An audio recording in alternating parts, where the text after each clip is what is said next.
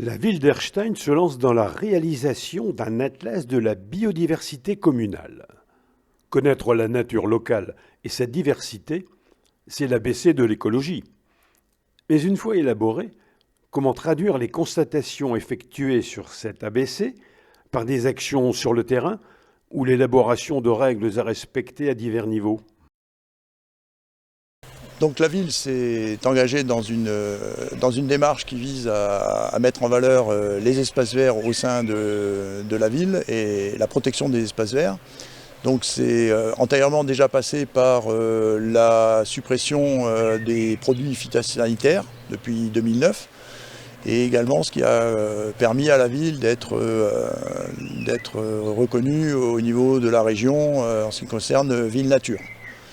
Pour atteindre ces objectifs, la commune s'est engagée à réaliser et à veiller à ce qu'il y ait toujours plus de nature au sein de la ville, que ce soit l'espace urbain notamment, de développer des méthodes plus respectueuses de l'environnement et notamment vis-à-vis de l'eau au regard du contexte actuel, et puis de bien travailler avec les acteurs locaux qui contribuent à cette biodiversité et aussi à la protection de la nature, et également bien communiquer auprès des citoyens de la ville pour qu'ils à la fois connaissent et contribuent à cet objectif.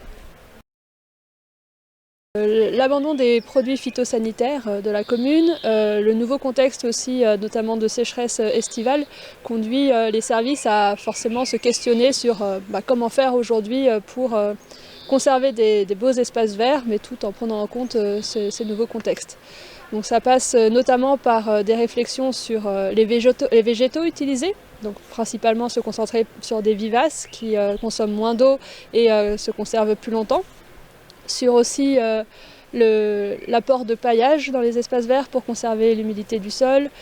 On travaille sur les engrais également, qui ne doivent plus être chimiques, mais bientôt de plus en plus naturels pour respecter la loi.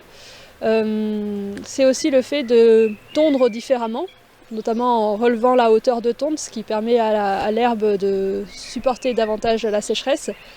Les cimetières ont été enherbés, enfin en tout cas le cimetière nord et une partie du cimetière sud ont été enherbés depuis novembre 2022, dans le but de diminuer le nombre de désherbages qui passaient jusqu'à maintenant par du gaz à travers du désherbage thermique. C'est également pour apporter un peu plus de fraîcheur dans ces espaces qui sont très minéraux et pour permettre à tous de pouvoir y accéder même en plein été. Donc le moindre espace existant peut également être planté. C'est le cas des façades des bâtiments, comme la clématite qui a été plantée le long de la façade de l'office de tourisme à la place de l'hôtel de ville. C'est également les pieds d'arbres qui peuvent être plantés et la ville développe des projets de plantation participative avec les habitants pour ce faire, afin que tout le monde participe à l'embellissement de sa rue.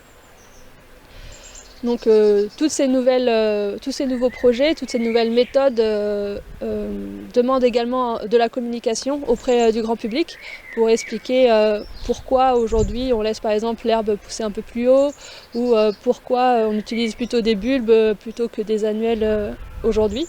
Donc pour ce faire, plusieurs panneaux ont été créés et répartis dans toute la ville en expliquant ce qui se passait dans ce lieu et les raisons qui étaient choisies pour ce faire. Un travail est également en cours pour réfléchir à l'embellissement aussi des entrées de ville qui se déclinent principalement autour de ronds-points, à Nord 12 vers le camping.